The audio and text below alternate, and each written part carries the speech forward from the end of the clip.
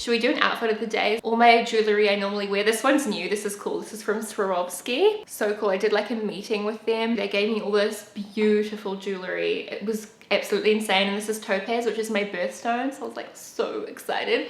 This is the Karamoka Disney collab necklace. I get questions about this all the time because I wear it pretty much every day. I don't know if these are still available because it was a limited edition collection. You could probably like buy them secondhand, but it's so cute. It's like the Runaway Girl, but it's Mickey. You guys see? There we go. Be able to see there. It's so cute. Anyways, so now all that's out of the way, let's start the sit down Sunday. So I did ask you guys on Instagram if you would prefer for me to do the struggle to stay relevant or how do YouTubers get paid. This week is going to be the struggle to stay relevant. It is a journey that I've seen a lot of people take here on YouTube. Some really great examples of this. People that have managed to stay relevant are the OGs Shane Dawson and also Jenna Marbles. These two have been on here for over 10 years. So YouTube has been a job for quite some time, even though it does seem relatively new to some people. And Shane Dawson is a really great example of someone who reinvents his content every, say, 2 or 3 years. He must notice a decline in popularity of a certain style of video, and then he looks at the market again and he's like, okay, what can I do to change it? And he'll completely change up his content. So for instance, those of you who've watched him for ages might know, but he started off doing more like parody videos, covers, like music videos. Then his channel completely changed and he was almost like a DIY channel, trying weird, crazy fast foods, deep frying Barbie dolls. I was kind of in the YouTube community more then. I remember we would all make like trying American snacks. And then his channel evolved again, doing more like staying at a 10 grand resort for a night. If you look at the Logan Pauls and stuff, it was all about like flashing money. That's what got clicks. So Shane obviously noticed that and got on board with that. Really hit that sweet spot where he's actually an industry leader. He's not following trends anymore. So he's doing like full series on YouTube, which is super cool. And a lot of people are following. I mean, I'm doing a series right now, so you know, it's definitely a really cool idea, I think. And you don't have those overheads like television. My father worked in television for many years, like decades and decades. He had a production company and they would have to still pitch to the network to make a show, you know, whereas with YouTube, you can kind of make your own content without any creative overheads. That's why I love that more people are doing series now, because you can really make anything you want. Obviously budget does have limitations. My friend Chloe actually just got a grant. I'm gonna have to check with her before I put this up if I can say. I think she's announced it, but she got a grant from the government to keep doing her like docu-series spoof, which is so cool. So it's getting more recognized too, even with like government grants and traditional media, that YouTube is such a cool platform to make really high production quality content on. Anyway, that was kind of a tangent. I know you guys don't mind when I do my tangents. Hopefully you haven't changed your mind. But back to Shane, he's a great example of reinventing yourself or having to reinvent yourself so your channel can keep growing. Content, no matter how popular it is at the time, goes stale. Trends go stale, and a lot of YouTubers, like myself included, just don't really know what to do because the stuff that people are still requesting for you, they're not really watching anymore, and it can be very confusing as a like YouTuber yourself. Why do I feel like I'm not in focus? That play button looks in focus. I'm not in bloody Am I in focus? Maybe I am, but I'm just really pale. That's also a possibility. I'm gonna be so mad if I finish filming this and I wasn't in focus the whole time. Look at it. What are you up to? I'm having an actual meltdown that my camera wasn't in focus that whole time, so hopefully it was. Anyway, you might be asking yourself, why does this happen? Why does a trend or a certain style of video become stale so quickly? Purely down to oversaturation. If you think about YouTubers, we all operate in the way that if we see a trend or something go viral, we try to emulate it because everybody wants, you know, more subscribers, more views on their channel. It is a business for a lot of people, especially if their channel's declining in numbers. They are going to be like, okay, crap, like I should try that. What ends up happening is everyone does the same trends and they very quickly become tired. You might even do a trend a week after it comes out and your subscribers will be like, oh, everyone's doing this right now. Either you're late to the game or I'm sick of it. Like that's how instant the turnaround is now, so you have to really be on the ball. Back when I was doing more beauty videos, this actually made it really difficult for like Shan and I and a couple of other girls in New Zealand because all the YouTubers in LA, like that's where everything comes out first. So by the time we would get our hands on like certain products or whatever, it was like months later. Like the release date in Australia and New Zealand would be later. So this oversaturation of a certain genre really means that YouTubers have to push the envelope to retain their audience, to not only gain more following, but just to retain their base audience. They have to think up new and exciting things. That's where clickbait came in. We got a divorce, or am I moving country, or he tried to kill me, and it's all just like someone going to the grocery store. Like, it's nothing exciting. So people started to realize like, oh, if I click this, it's probably not going to be what it says. So that kind of fails. I feel like if you do clickbaity titles now, no one really cares. It's better to just be chill and open about what is in the video. That was definitely something I noticed, everyone using clickbait, and I probably did it too. I'm not like exempt from this rule. The new algorithm and everything, people were going crazy trying to retain an audience, especially people that were trying to build an audience. Think about people like Jake Paul and Logan Paul literally lighting their swimming pool on fire, jumping on news vans. Like, that is the kind of shit you had to do to get views, especially with the new generation coming through. My nephew, for example, loves Jake Paul and Logan Paul because he thinks that it's just so funny. Like, it appeals to kids, them like doing pranks and being crazy. So they definitely knew what target audience to like cater their content to, if you know what I mean. And that's also a really great audience to buy merch. There's a lot of money in like younger children, sounds bad to put it that way. I can think of one of my friends who was obsessed with Justin Bieber, and you buy all their crap. You have their posters, you have their like dolls, you have their songs, like, so that's what it's like now for the younger followers. Like, these big YouTubers have a cult following. YouTuber merch is really expensive though, especially because it's in like US dollars. Anyways, people ask me to make merch and I'm like, okay Karen, like 10 people are gonna buy that merch. YouTube has had a lot of changes in terms of how the feed is displayed, how content is delivered to like subscribers, soon subscribers. How content is consumed is so different, even just how it's delivered to the audience now because of the algorithm changes. I'm sure you guys all were aware of this when it was happening. A lot of YouTubers referred to it as the ad-pocalypse, because the new algorithm really like effed up people being able to put ads on their videos. And at this point there was still a monetization system on your videos, but it was more like if you had a certain amount of followers you could monetize your videos, and that was really the end of it. Like, I had never had a video demonetized before. It was pretty unheard of, you know, as long as you had a certain amount of followers and people that were interested in watching your content, then you had ads play on your videos. Like, it was just, that was the way it was. But after this adpocalypse thing happened, it was so different. My understanding of it is, I'm just gonna tell you guys this as though I was explaining it to like a friend, so don't quote me, I don't know like the nitpicky details, but essentially big investors like say a Coca-Cola or a Walmart were assured by YouTube that their ads would run on, you know, family-friendly videos, which you'd think is perfectly doable, you know, just run them on the larger channels that have safe content or whatever. No. So because that new algorithm goes by like watch time and God knows what else, it just is like a bot that just kind of goes through. It doesn't really tailor suggest things to people. So there's a few like top creators that kind of always get recommended, and that's about it.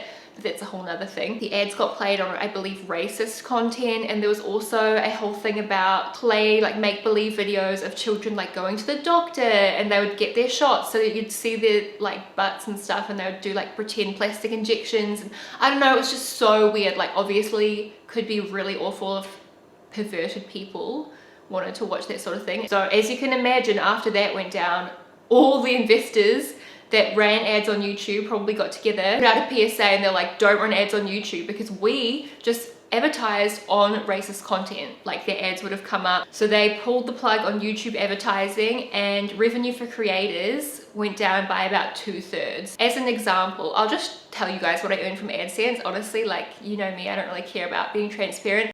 I used to earn quite a bit off AdSense, and I'm a smaller channel, but I used to earn about $1.5 grand US, which is about 3 grand New Zealand a month just for views money. And like, you can imagine you're getting sponsorships and stuff. Like, that was sweet. Like, that paid my rent easily. I could have lived off that fine. But you also get extra money for sponsorships and all that sort of thing, which I'll touch on next week, all the different ways you can make money as a YouTuber. But it was all good. And after the adpocalypse, I was earning like $400, like $300 or $400 US a month, which is a drastic cut. You can imagine a beautiful morning, all the YouTubers are waking up. Oh, I'm gonna just check my AdSense, check how much money I've made. And then everyone checks it and they're like, oh. And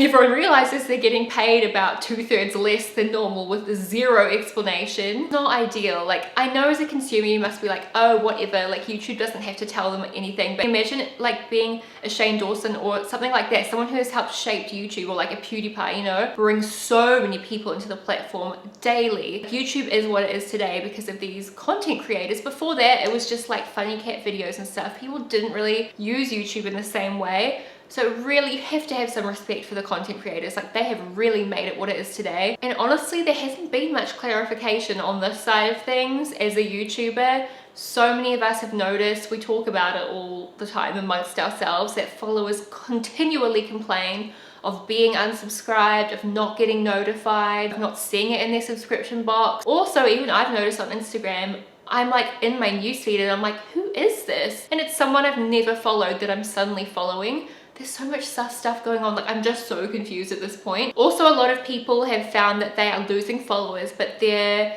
engagement and their likes and stuff are going up, which is what happens to me. It's so confusing. Like, I always lose followers, but my videos, they always like perform better. Like on my dashboard, it's like, this video is doing really well. And like, it gets more comments, everyone likes it. And I'm like, I don't understand. Like, you can't look to your audience for guidance because they are seemingly loving everything. So you just don't really know what to do. To be honest, I think it is YouTube. I had actually a theory on this, which I might touch on at the end. It's like not it kind of is a conspiracy theory, but I think I know why this happens. So I'll just tell you what my thoughts are on it at the end. Can I just ask you guys a question? Is it vain to have yourself on your lock screen? It probably is, right? I feel like it is. But I just caught up with my friend Brett and she was like, you're also your own lock screen. Like, I'm my lock screen. But it's just to like remind myself who I am. And it's a really cute picture with like a dog. I don't know. I sound like such a like little common like bitch. I'm like, it's to remind me who I am. I just really like the photo. I don't know. It's probably very vain, right? I don't look at it to be like, oh, like, she's a hot bitch. I just like the puppy and I like the picture and the outfit and it was a fun day. So yes, it's this huge debacle, but at the end of the day, what are any of us gonna do? You know, like, what are we gonna do? We don't own YouTube. We can't do anything about it. Generally, even the larger creators who complain, it just falls on deaf ears. I've seen it on Twitter for years. Like, huge creators will be like, at YouTube, can you help us? Everyone retweets it. They'll just be like, please contact our complaint center. Although I will say, lately, I've been seeing that Shane Dawson is in touch with the CEO of YouTube, and it like alluded to the fact that tea was going to be spilled. I don't know what's happening there. And that would be great to get some answers from like the CEO of YouTube herself. I feel like they are finally realizing they've like effed up the platform. YouTube Rewind is the most disliked video in YouTube history, and that's really not the YouTubers just whinging. That is the whole YouTube community being like, we hate you. So it's nice to see that they are maybe gonna try and communicate a little bit more. I've heard so many theories which have almost been delivered as fact, so I don't know if this is a fact. YouTube almost just like passed it over to the algorithm, and now they like don't know how to get it back. They've sort of like given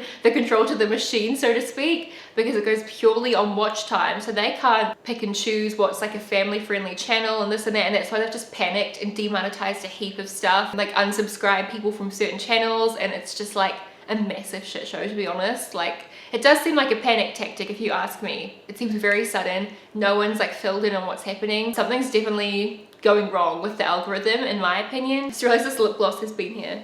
Oh my gosh, my depth perception is so bad looking at the viewfinder. I'm like, this lip gloss over here. Sorry, I'm gonna move that because it's distracting. Sorry, Riri. It is good to see the CEO of YouTube talking to at least a creator. In my opinion, it's a big slap in the face to not let anyone know what's happening on a platform where the YouTubers essentially built it up. At the end of the day, I live in the real world. I totally understand if YouTube wants to come out and say, hey, sorry, all the YouTubers, but at the end of the day, this is our platform. We're not open to collaborative ideas from you. That's okay. But at least just let people know. A bit of a joke, you know, like at least just let us know what's happening. Then we can deal with it. People can have a whinge, they'll get on with things in like a week, they'll forget about it. You know, just a little bit of communication would be nice. Doesn't have to be a collaborative effort, just communication, you know, dip your toe into that that pool of communication. So I'm like, I'm at like a Sunday school. I'm like, the pool of communication, kids. Let's all dip our toe in. That's right, Timothy. You're doing a great job. Something I do dearly miss about the beginning stages of YouTube is just the fact that there was no struggle whatsoever, and you could genuinely just make content you loved, and there was no worry of like, I have no competition for other people, or like, is this gonna make me relevant, or am I gonna lose followers? Like, I could literally film this on my iMac computer and be like, hey guys, I bought this like lip gloss today and I just wanted to do a review on it. So this is the color, and it would get like 50,000 views, and everyone was like, wow, amazing. Actually, they weren't. Back in the day, there was a lot of hate. People would be like, ooh, women shouldn't wear makeup, or like, gross, you're disgusting, you need to get a tan. People used to tell me I looked like a man, like all sorts of stuff, because people didn't understand why people were uploading onto YouTube. Like, they were like, who do you think you are? Whereas now it's like a normal job. So I guess there's pros and cons to like whenever you start YouTube. Totally miss like my lazy ass misses when you could literally upload anything, because that's the kind of content I like making. That's why I love doing Instagram lives and stuff, because I'm just like, hello, I bought this cool placemat from the Asian Mart. Do you guys want to see it? Like, that's the kind of content I like. These days, people are out here making TV quality content, and it's awesome. Like, it's amazing to see as a consumer, but as a YouTuber, it's so hard to keep up with that caliber of content. And I'm not even just talking series. Even if you look at like beauty YouTubers these days, that's why I kind of stepped back from makeup tutorials as well, because it's not a one-man job anymore. People have a whole production crew. I remember hearing it years ago, and a couple of my friends collabed with some LA YouTubers. They were like,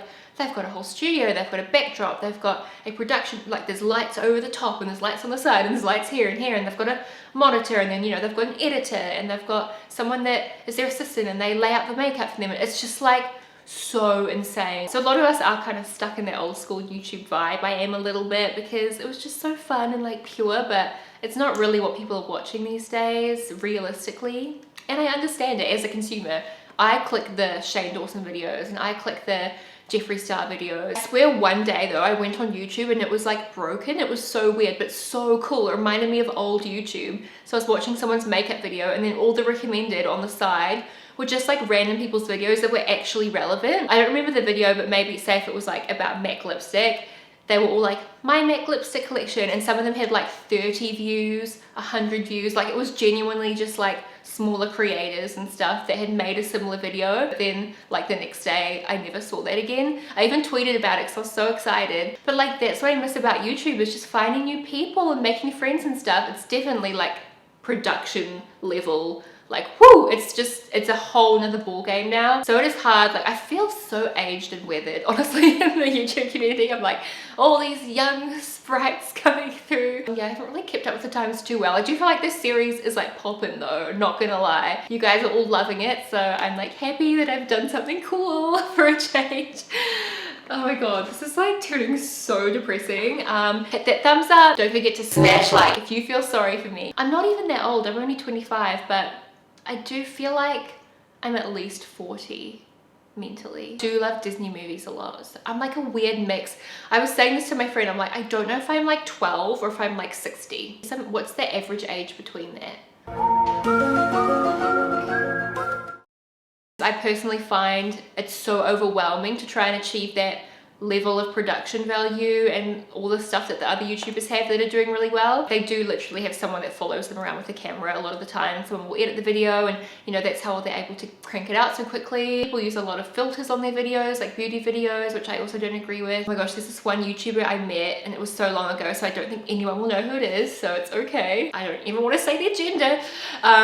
They looked so old in real life, like so much older than I thought, like full on wrinkles. The makeup was like, the concealer was like white, and then the face was like a different color. I didn't really know of them at the time, but another YouTuber I was with was like, wow, that YouTuber looks a lot older than I thought. And then I looked them up, and they look so different. Like, they must use a really hectic blurring filter on their videos. Anyways, it's just like strangely unethical. That relates back to my Facetune video. I don't know. I don't even know what my point was with that, really. I just am like out here chatting because I love to chat. We should do like make a cup of tea, or have like a cool theme or something. Should make a theme song. Who am I kidding? I'm not cool enough to do, like, I can't make a theme song. Also, I wanted to quickly touch on unspoken trends that no one talks about but you have to do to stay relevant. For instance, I've noticed everyone at the moment has an animated intro. And I follow all these rules too, because if you don't, you'll lose followers quicker. It's just like unspoken rules that everyone suddenly does. If you need an animated intro, mine I made myself, so it's not actually that good. Like most people have a little person of themselves and they're like like a brush or something, you know, in the intro. There's also always a set of YouTube slang that everyone uses, like obviously the editing style. Now it's very like Emma Chamberlain, you know, everyone does lots of zoom ins and stuff like that. Not that she was the first one to do it, but she's like probably one of the funnier ones that does it, let's be real. And there is also like words that everyone uses. Honestly, I think a lot of them are off like RuPaul's Drag Race. Tea, like where's the tea, blah, blah, blah. Used to be shook, like bitch, I'm shook. There's been so mmany throughout the years, and I didn't even realize what was happening because I obviously watch YouTube too, but I would say those words to friends that don't watch YouTube and they're like, what? What does that mean? What are you saying? And that's when I realized I'm getting brainwashed by YouTube. Oh my gosh, there's a feather. Oh my gosh. It means my guardian angel's here right now. I'm literally that bitch now. Like, I went to my friend's psychic. I used to just be like, oh, like read a cheeky horoscope, but now I'm like full into it. I'm like, okay, I've got Archangel Michael, I've got Archangel, like I had a full psychic reading. I know like how my whole life's gonna be now, and my past life I asked about. I don't know, I went into it skeptical and now I'm like, oh, well, that's real. Like it's 100% real because they know stuff they couldn't know. Like it's crazy. I'm so off topic.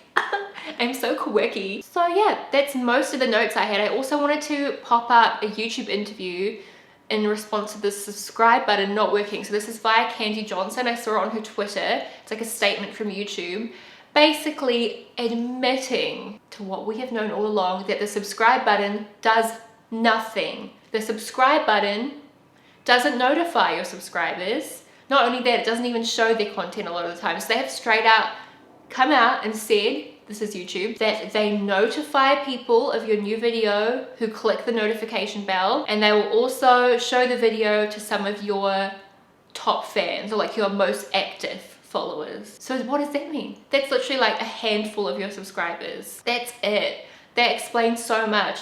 Sometimes you just drop a video and it absolutely bombs. One time I remember I did a poll, does my new video show up in your sub box?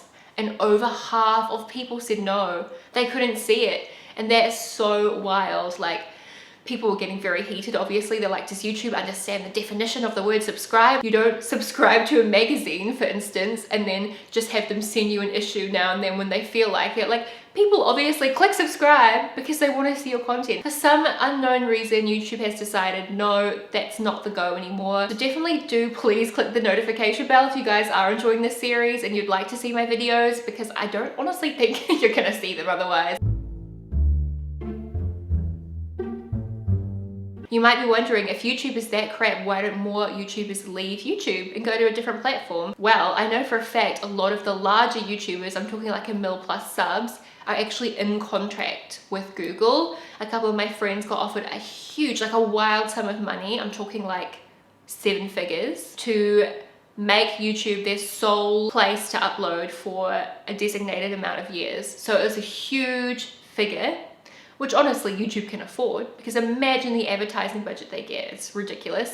And they know that their top creators are what make the platform what it is. Keep all this in mind. So this was before the adpocalypse too, which makes me question if they were knuckling down for these changes and they wanted to lock people into contracts. This is my little conspiracy I have going on in my head. So that is a fact, guys. That is a fact. I know people who have signed a contract.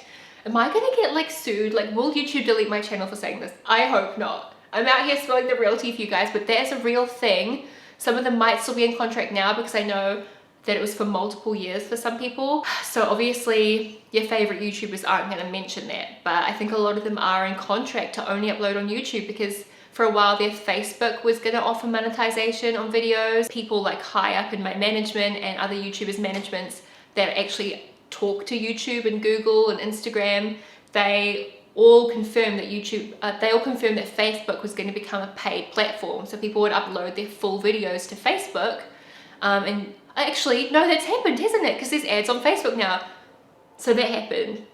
But you might be wondering, why hasn't it taken off for a lot of the bigger YouTubers? Well, they're probably not able to upload their full videos to Facebook because they've signed a contract with YouTube or Google, because Google owns YouTube. Tricky stuff. And this happened just before the adpocalypse, which makes me think that their excuse like, oh, we played inappropriate ads on videos, I feel like it's BS now, like remembering that, because why would they lock people into these big contracts and then cut their pay by 2/3? Like it seems too convenient for them that it lines up like that. I'd love to know what you think about that. Do you think YouTube is low-key super shady? Because now I kind of do. So I'm intrigued to hear what this Susan woman says. Of course she would go to Shane out of everyone, right? Because he makes everyone look good. He paints everyone in a good light, and I know he doesn't mean to.